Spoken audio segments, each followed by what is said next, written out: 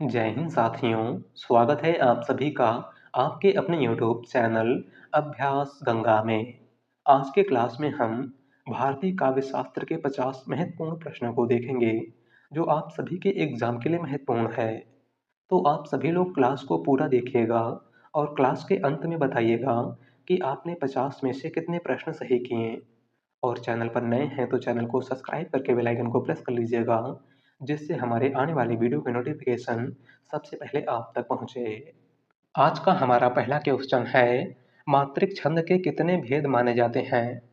हमारा ऑप्शन है 7, 5, 3 या फिर 2। राइट आंसर है ऑप्शन सी 3। मात्रिक छंद के कुल कितने भेद हैं?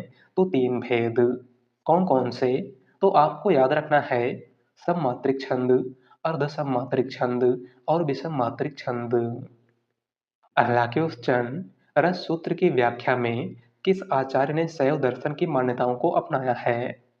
हमारा ऑप्शन है अभिनवगुप्त, भट्ट नायक, भट्ट शंकुक या फिर भट्ट लोलट।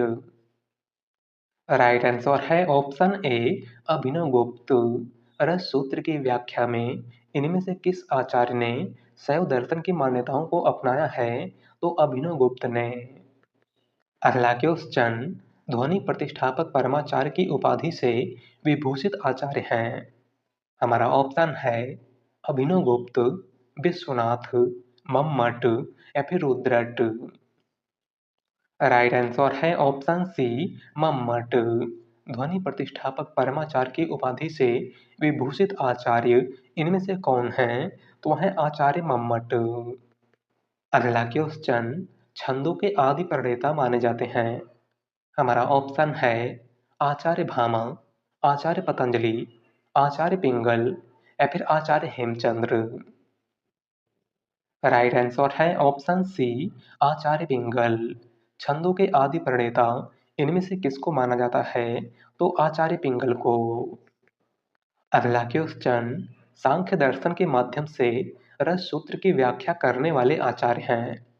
हमारा ऑप्शन है भट्ट लोलट, अभिनवगुप्त, भट्ट नायक या फिर भट्ट शंकुक। राइट आंसर है ऑप्शन सी भट्ट नायक। सांख्य दर्शन के माध्यम से रस सूत्र की व्याख्या करने वाले आचार्य इनमें से कौन है? तो वह है भट्ट नायक। अगला क्वेश्चन, पंडित राज जगन्नाथ के आश्रयदाता थे? हमारा ऑप्शन है बाबर, हुमायूं, अकबर या फिर शाहजहां।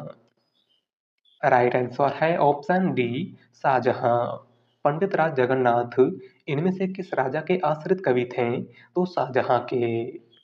अगला क्वेश्चन, काव्य शास्त्र की परंपरा में काव्य की आत्मा का सर्वप्रथम अनुसंधान करने वाले आचार्य हैं? हमारा ऑप्शन है वामन, भामह, भरत मुनि या फिर उद्भट। राइट आंसर है ऑप्शन ए वामन। काव्य शास्त्र की परंपरा में काव्य की आत्मा का सर्वप्रथम अनुसंधान करने वाले आचार्य इनमें से कौन है? तो वह है आचार्य वामन। अगला क्वेश्चन, हिंदी कविता में मुक्त छंद रचना का सूत्रपात किया है? हमारा ऑप्शन है जयशंकर प्रसाद, सूर्यकांत त्रिपाठी निराला, मैथिली शरण गुप्त या फिर अयोध्या सिंह उपाध्याय हरिऔध। राइट आंसर है ऑप्शन डी निराला। हिंदी कविता में मुक्त छंद रचना का सूत्रपात इनमें से किसने किया है? तो छायावाद के क्रांतिकारी कवि सूर्यकांत त्रिपाठी निराला ने। अगला क्वेश्चन, शांत रस का अस्थाई भाव तन्मयवाद को मानने वाले विद्वान हैं? हमारा ऑप्शन है अभिनवगुप्त, भट्ट नायक, भरत मुनि या फिर भामह। राइट आंसर है ऑप्शन ए अभिनवगुप्त। शांत रस का अस्थाई भाव तन्मयवाद को मानने वाले विद्वान इनमें से कौन है? तो वह है अभिनवगुप्त। अगला क्वेश्चन, शब्दार्थो संहितो काव्यम किसने कहा है? हमारा ऑप्शन है भरत मुनि, विश्वनाथ, भामह या फिर जगन्नाथ। राइट आंसर है ऑप्शन सी भामह। शब्दार्थो संहितो काव्यम किसने कहा था? तो आचार्य भामह ने। अगला क्वेश्चन, शब्द शक्ति के कितने भेद हैं? हमारा ऑप्शन है 2, 7, 8 या फिर 3। राइट आंसर है ऑप्शन डी 3। शब्द शक्ति के कुल कितने भेद हैं? तो 3 भेद। अभिधा, व्यंजना और लक्षणा। अगला क्वेश्चन, भरत मुनि का रस सूत्र नाट्य शास्त्र के किस अध्याय में उल्लिखित है? हमारा ऑप्शन है तीसरे अध्याय में, पांचवें अध्याय में, छठे अध्याय में या फिर सातवें अध्याय में। राइट आंसर है ऑप्शन सी, छठे अध्याय में। भरत मुनि का रस सूत्र नाट्य शास्त्र के किस अध्याय में उल्लिखित है? तो छठे अध्याय में। अगला क्वेश्चन, पंचम वेद किस काव्य शास्त्रीय ग्रंथ को माना जाता है? हमारा ऑप्शन है काव्यालंकार, काव्य प्रकाश, काव्य मीमांसा या फिर नाट्य शास्त्र। राइट आंसर है ऑप्शन डी, नाट्य शास्त्र। पंचम वेद इनमें से किस काव्य शास्त्रीय ग्रंथ को माना जाता है? तो भरत मुनि के नाट्य शास्त्र को। अगला क्वेश्चन, रस सूत्र की सर्वाधिक प्रमाणिक व्याख्या मानी जाती है? हमारा ऑप्शन है भट्ट नायक की, भट्ट लोलट्ट की, अभिनव गुप्त की या फिर भट्ट शंकुक की। राइट आंसर है ऑप्शन सी, अभिनव गुप्त की। रस सूत्र की सर्वाधिक प्रमाणिक व्याख्या किसकी मानी जाती है? तो अभिनव गुप्त की। अगला क्वेश्चन, औचित्यम रस सिद्धस्य स्थिरम काव्यस्य जीवितम कथन है? हमारा ऑप्शन है क्षेमेंद्र का, भामह का, वामन का या फिर भोजराज का। राइट आंसर है ऑप्शन ए, क्षेमेंद्र का। दिया गया कथन इनमें से किसका है? तो क्षेमेंद्र का। अगला क्वेश्चन, सुमेलित कीजिए। एक तरफ है सिद्धांत, दूसरी तरफ है उनके प्रवर्तक। यहाँ पर आपको सही मिलान करना है। रस सिद्धांत की बात करें तो रस सिद्धांत के प्रवर्तक भरत मुनि थे। अलंकार सिद्धांत के प्रवर्तक भामह थे। रीति सिद्धांत के प्रवर्तक वामन थे और ध्वनि सिद्धांत के प्रवर्तक आनंदवर्धन थे। राइट आंसर है ऑप्शन ए, 2, 1, 4, 3। अगला क्वेश्चन, छंदों का सर्वप्रथम उल्लेख मिलता है? हमारा ऑप्शन है ऋग्वेद, उपनिषद, सामवेद या फिर यजुर्वेद। राइट आंसर है ऑप्शन ए, ऋग्वेद। छंदों का सबसे पहले उल्लेख कहाँ पर मिलता है? तो ऋग्वेद में। अगला क्वेश्चन, अनुभावों के कितने भेद होते हैं? हमारा ऑप्शन है 2, 3, 4 या फिर 6। राइट आंसर है ऑप्शन सी, 4। अनुभावों के कितने भेद होते हैं? तो 4। कौन कौन से? तो आपको याद रखना है कायिक अनुभाव, वाचिक अनुभाव, सात्विक अनुभाव और आहार्य अनुभाव। अगला क्वेश्चन, वक्रोक्ति पद का प्रथम प्रयोग करने वाले आचार्य हैं? हमारा ऑप्शन है भरत मुनि, भामह, कुंतक या फिर रुद्रट। राइट आंसर है ऑप्शन बी, भामह। वक्रोक्ति पद का प्रथम प्रयोग करने वाले आचार्य इनमें से कौन हैं? तो है आचार्य भामह। लेकिन वक्रोक्ति संप्रदाय का प्रवर्तक आचार्य कुंतक को माना जाता है। आपको याद रखना है। अगला क्वेश्चन, मीमांसा दर्शन के माध्यम से रस सूत्र की व्याख्या करने वाले आचार्य हैं? हमारा ऑप्शन है भट्ट शंकुक, भट्ट नायक, भट्ट लोलट या फिर अभिनव गुप्त। राइट आंसर है ऑप्शन सी, भट्ट लोलट। मीमांसा दर्शन के माध्यम से रस सूत्र की व्याख्या करने वाले आचार्य इनमें से कौन हैं? तो वह है भट्ट लोलट। अगला क्वेश्चन, वीर रस प्रधान रचना में कौन सा गुण प्रधान होता है? हमारा ऑप्शन है ओज, प्रसाद, माधुर्य या फिर ये सभी। राइट आंसर है ऑप्शन ए, ओज। वीर रस प्रधान रचना में कौन सा गुण प्रधान होता है? तो ओज गुण। अगला क्वेश्चन, विभाव, अनुभाव और व्यभिचारी भावों के संयोग से रस की निष्पत्ति होती है, किसका कथन है? हमारा ऑप्शन है भामह, भरत मुनि, मम्मट या फिर जगन्नाथ। राइट आंसर है ऑप्शन बी, भरत मुनि। दिया गया कथन इनमें से किसका है? तो भरत मुनि का। अगला क्वेश्चन, करुण को ही एकमात्र रस किसने माना है? हमारा ऑप्शन है भोज, भामह, भरत मुनि या फिर भवभूति। राइट आंसर है ऑप्शन डी, भवभूति। करुण रस को ही एकमात्र रस इनमें से किसने माना है? तो भवभूति ने। अगला क्वेश्चन, ध्वनि को काव्य की आत्मा मानकर ध्वनि संप्रदाय का प्रतिपादन किसने किया था? हमारा ऑप्शन है दंडी, मम्मट, विश्वनाथ या फिर आनंदवर्धन। राइट आंसर है ऑप्शन डी, आनंदवर्धन। ध्वनि को काव्य की आत्मा मानकर ध्वनि संप्रदाय का प्रतिपादन इनमें से किसने किया था? तो आनंदवर्धन ने। अगला क्वेश्चन, रीत काल के काव्य में किस रस की प्रधानता पाई जाती है? हमारा ऑप्शन है श्रृंगार रस, वीर रस, शांत रस या फिर रौद्र रस। राइट आंसर है ऑप्शन ए, श्रृंगार रस। रीत काल के काव्य में किस रस की प्रधानता पाई जाती है? तो श्रृंगार रस की। अगला क्वेश्चन, अभिधा उत्तम काव्य है, मध्य लक्षणालीन, अधम व्यंजना रस विरस, उल्टी कहत नवीन। कथन है। हमारा ऑप्शन है मतिराम का, चिंतामणि का, देव का या फिर केशवदास का। राइट आंसर है ऑप्शन सी, देव का। दिया गया कथन इनमें से किसका है? तो देव का। अगला क्वेश्चन, ध्वनि संप्रदाय को व्यवस्थित करने का श्रेय किसे जाता है? हमारा ऑप्शन है आनंदवर्धन, आचार्य कुंतक, अभिनव गुप्त या फिर इनमें से कोई नहीं। राइट आंसर है ऑप्शन सी, अभिनव गुप्त। ध्वनि संप्रदाय को व्यवस्थित करने का श्रेय किसको जाता है? तो अभिनव गुप्त को। लेकिन ध्वनि संप्रदाय के प्रवर्तक आनंदवर्धन थे।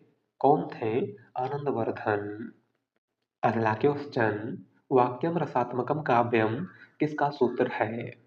हमारा ऑप्शन है आनंदवर्धन, मम्मट, जगन्नाथ या फिर विश्वनाथ।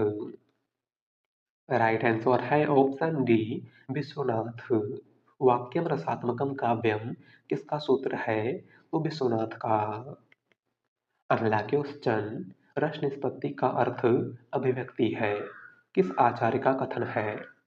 हमारा ऑप्शन है मम्मट, विश्वनाथ, अभिनव गुप्त या फिर भोजराज। राइट आंसर है ऑप्शन सी, अभिनव गुप्त। रस निष्पत्ति का अर्थ अभिव्यक्ति है। यह किसका कथन है? तो अभिनव गुप्त का। अगला क्वेश्चन, अलंकार संप्रदाय के प्रवर्तक कौन थे? हमारा ऑप्शन है जयदेव, भामह, कुंतक या फिर केशव।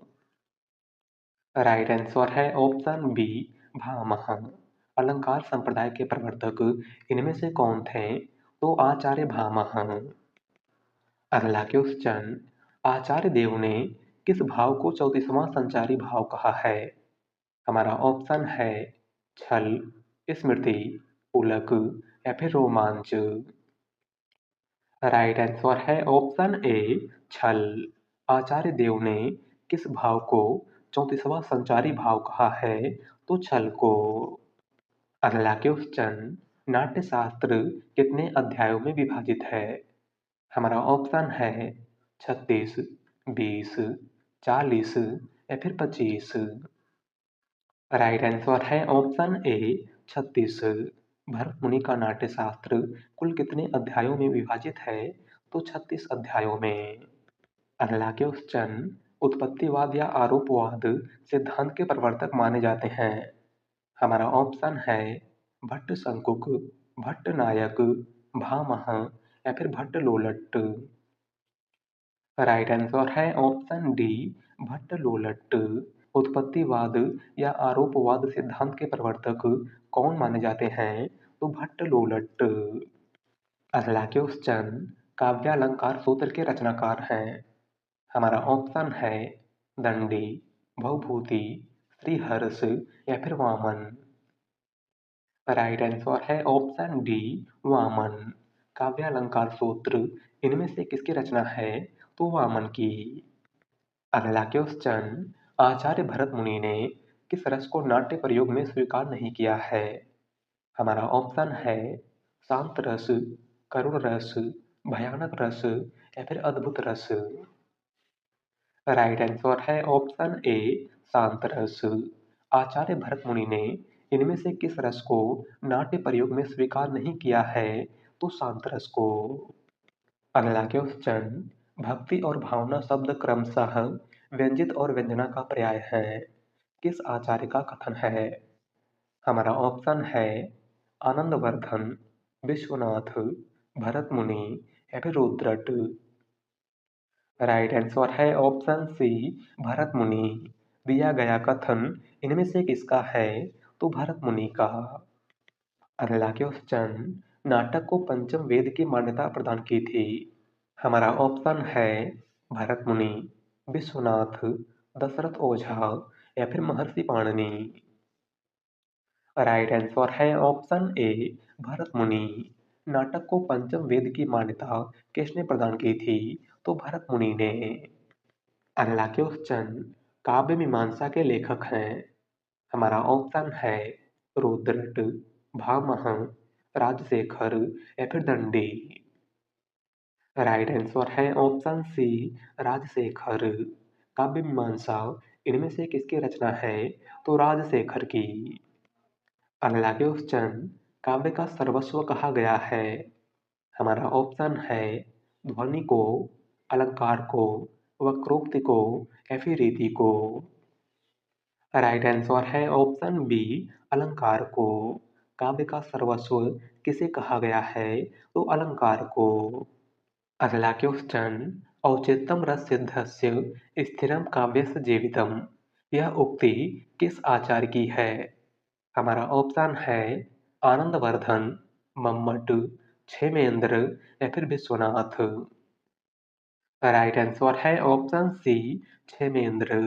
दी गई उक्ति इनमें से किसकी है? तो आचार्य क्षेमेंद्र की। अगला क्वेश्चन, श्रृंगार रस को रसराज मानने वाले विद्वान हैं। हमारा ऑप्शन है भोजराज, विश्वनाथ, मम्मट या फिर जगन्नाथ।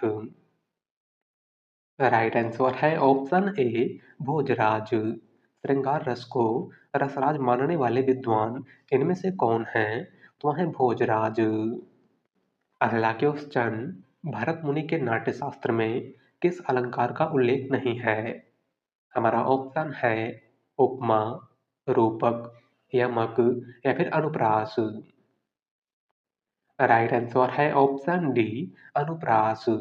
भरत मुनि के नाट्यशास्त्र में किस अलंकार का उल्लेख नहीं है? तो अनुप्रास अलंकार का।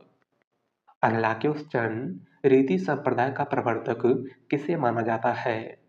हमारा ऑप्शन है वामन, अभिनवगुप्त, दंडी या फिर इनमें से कोई नहीं। राइट आंसर है ऑप्शन ए वामन। रीति संप्रदाय का प्रवर्तक किसको माना जाता है? तो वामन को। अगला क्वेश्चन, हिंदी व्याकरण ग्रंथ हिंदी शब्दानुशासन के रचनाकार हैं। हमारा ऑप्शन है हेमचंद्र, किशोरीदास वाजपेयी, पाणिनि या फिर पतंजलि। राइट आंसर है ऑप्शन बी किशोरीदास वाजपेयी। हिंदी व्याकरण ग्रंथ हिंदी शब्दानुशासन के रचनाकार इनमें से कौन हैं? तो वह है किशोरीदास वाजपेयी। अगला क्वेश्चन, भट्ट नायक का भुक्तिवाद किस दर्शन पर आधारित है? हमारा ऑप्शन है मीमांसा दर्शन, शैव दर्शन, न्याय दर्शन या फिर सांख्य दर्शन। राइट आंसर है ऑप्शन डी सांख्य दर्शन। भट्ट नायक का भुक्तिवाद इनमें से किस दर्शन पर आधारित है? तो सांख्य दर्शन पर। अगला क्वेश्चन, रसानुभूति के संदर्भ में उत्पत्तिवाद सिद्धांत के जनक हैं। हमारा ऑप्शन है अभिनवगुप्त, पाणिनि, भरत मुनि या फिर भट्ट लोलट। राइट आंसर है ऑप्शन डी भट्ट लोलट।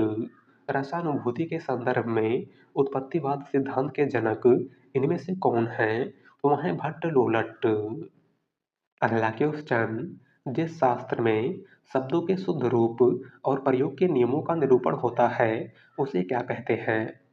हमारा ऑप्शन है पिंगल शास्त्र, भाषा शास्त्र, व्याकरण या फिर इनमें से कोई नहीं। राइट आंसर है ऑप्शन सी, व्याकरण। जिस शास्त्र में शब्दों के शुद्ध रूप और प्रयोग के नियमों का निरूपण होता है उसे क्या कहा जाता है? तो व्याकरण। अगला क्वेश्चन, न कांतमपि निर्भूषम विभाति वनिता मुखम, यह अभिमत है। हमारा ऑप्शन है आचार्य रुद्रट का, जयदेव का, आचार्य भामह का या फिर आचार्य मम्मट का।